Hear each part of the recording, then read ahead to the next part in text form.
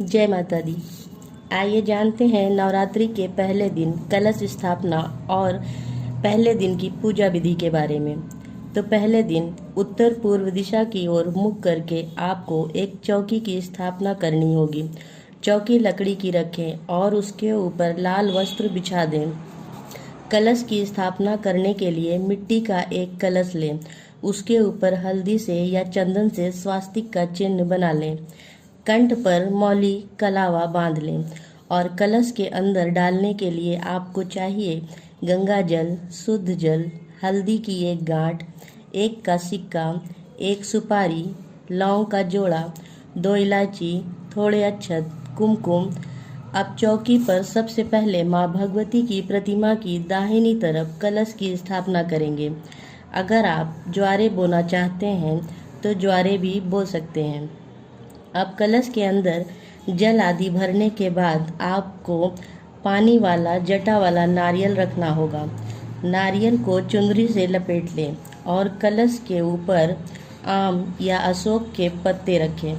उसके ऊपर आपको एक पात्र में थोड़े अक्षत या गेहूं भरकर रखने हैं और उसके ऊपर आपको लेटाकर नारियल की स्थापना करनी है। नारियल आप लेटा कर रखें। जो हिस्सा टहनी से जुड़ा होता है वो हिस्सा आप अपनी तरफ रखें। नुकीला वाला जो हिस्सा होता है वो दीवार की तरफ या पीछे की तरफ आपको रखना चाहिए।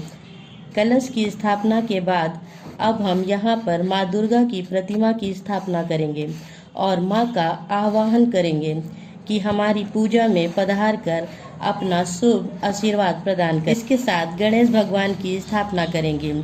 छोटी प्रतिमा हो तो प्रतिमा रखें, नहीं तो एक सुपारी पर मौली या कलावा लपेटकर गणेश भगवान का भाव करके उनकी स्थापना की जा सकती है। अब चौकी पर ठीक सामने की तरफ अक्षत का आसन देकर दीप जलाएं।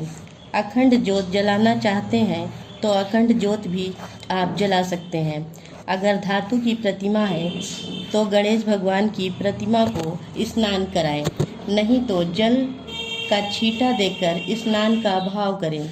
इसके बाद आप सभी देवी देवताओं को, माँ दुर्गा को, भगवान गणेश जी को रोली, कुमकुम, चंदन का तिलक लगाएं, फूल माला अर्पित करें।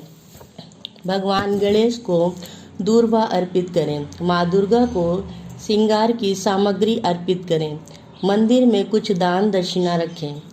नवग्रहों की स्थापना यदि आप करना चाहते हैं तो नवग्रहों की स्थापना कर सकते हैं। अगर आपके पास नवग्रह यंत्र है तो कलश के पास में ही नवग्रह स्थापना करें और नवग्रह मंत्र का जाप करें। ऐसा करने से नवग्रहों की कृपा भी प्राप्त होती है। पहले दिन पूजा करते समय आप किस तरह से नवरात्रि के व्रत रखना चाहते हैं, इस बात का भी संकल्प ले लें।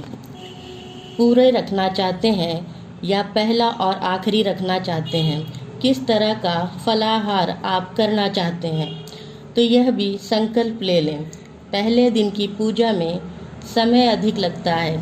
श्री दुर्गा सप्तशती का पाठ भी इस दिन किया जाता है।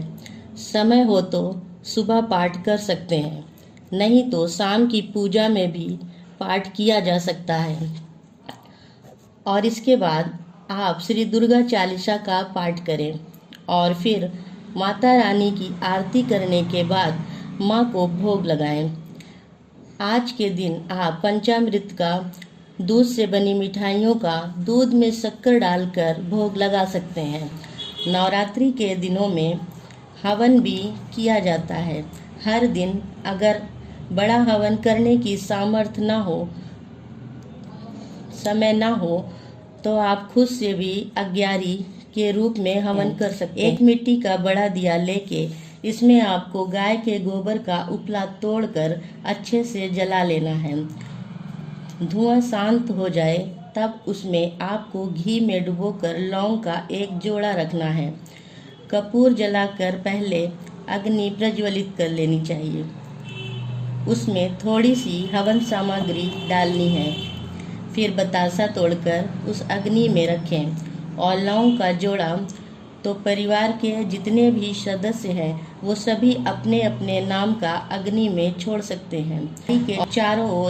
दिए के चारों ओर जल का छींटा देकर अग्निदेव से और माँ दुर्गा से, माँ शैलपुत्री से प्रार्थना करें कि वे आपके द्वारा अर्पण किए गए भोग को स्वीकार करें।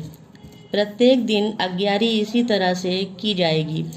जो भी विशेष भोग आप लगा रहे हो वो पहले अग्नि देवता को अर्पण करें, बाद में प्रसाद रूप में सभी लोगों में बांटें। पूजा करने के बाद में क्षमा याचना जरूर कर लें। धन्यवाद। जय माँ भवानी।